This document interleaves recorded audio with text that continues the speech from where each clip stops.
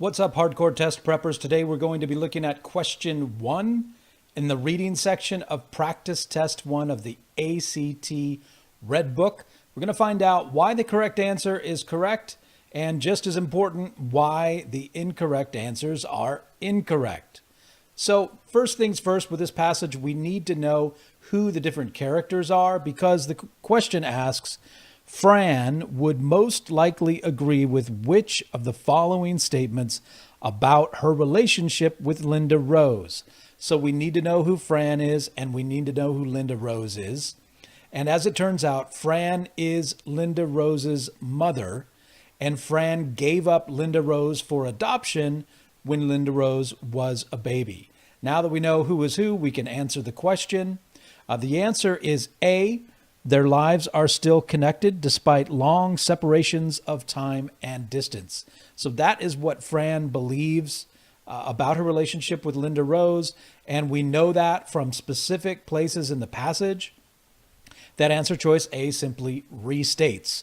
Remember, the key to doing well on ACT reading is finding restatements. And the key to finding those restatements is reading in a hyper-literal way, which means in a very unimaginative way, in a way that's not subjective. You're not reading anything into the passage, but you're being careful just to see the words for what they are, nothing more. So why is answer choice A correct? Well, because answer choice A restates what the passage says Fran believes about her relationship in the first paragraph, specifically lines 2 through 5 and lines 6 through 9. In lines 2 through 5, the passage says that Fran thinks of Linda Rose as a homing pigeon, that Fran expects her to make a U-turn, and that Fran thinks of her as a human boomerang. These all suggest a homing pigeon, by the way, is a kind of pigeon that you release, it flies away for a while, and then comes back home eventually. So these all suggest that Fran believes Linda Rose is going to come back someday. And that, of course, means that their lives are still connected. In lines 6 through 9, it goes on to say that Fran was not surprised to get the letter from Linda Rose. Why? Well, because she was expecting to hear from her. In other words, she thinks their lives are still connected. Now, there's something else in the question that we have to check out. It goes on to say their lives are still connected despite long separations of time and distance. So we like their lives are still connected part. That's clearly supported in the first paragraph. But what about the long separation of time and distance? That could be a deal breaker for this answer choice.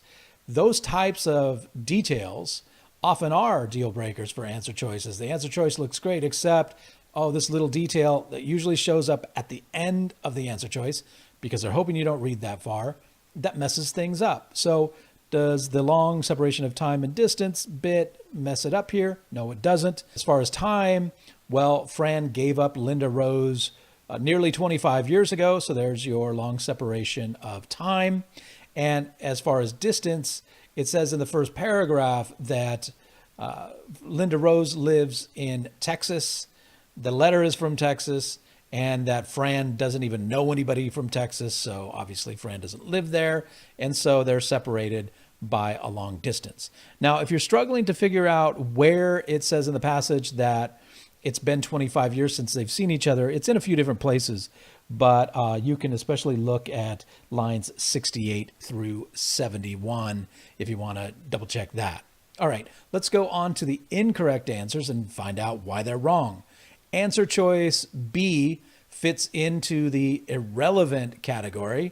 It's wrong because it simply doesn't have anything to do with the passage at all. There's nothing in the passage to support it. Answer choice B says they, meaning Fran and Linda Rose, have built up too much resentment toward each other to have a good relationship now. There's just nothing about that in the passage. In addition to that, it would be theoretically impossible since they haven't even seen or spoken to each other in nearly 25 years. I don't see how they would have a chance to build up any resentment. But that's a side issue. The main reason this is incorrect is that it's irrelevant. There's nothing in the passage to support it.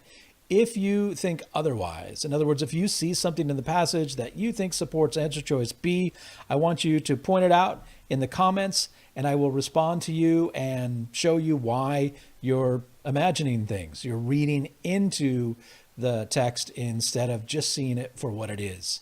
Answer choice C is also irrelevant.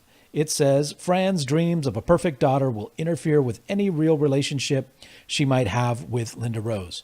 Well, there's simply nothing about that in the passage. There is some mention by Fran's mother that, and this is in the last paragraph of the passage, that Fran's mother says in so many words, hey, Fran, maybe you're worried that Linda Rose expects you to be the perfect mom. You shouldn't worry about that. But it doesn't say, the passage doesn't say anything at all about Fran dreaming of the perfect daughter. That's just absolutely irrelevant. Again, if you think otherwise, if you think you see something in the passage to support answer choice C, put it in the comments and I'll explain why that isn't the case. Answer choice D is a little bit different than B and C. It's not that it's irrelevant. It's a case of what I call mistaken identity.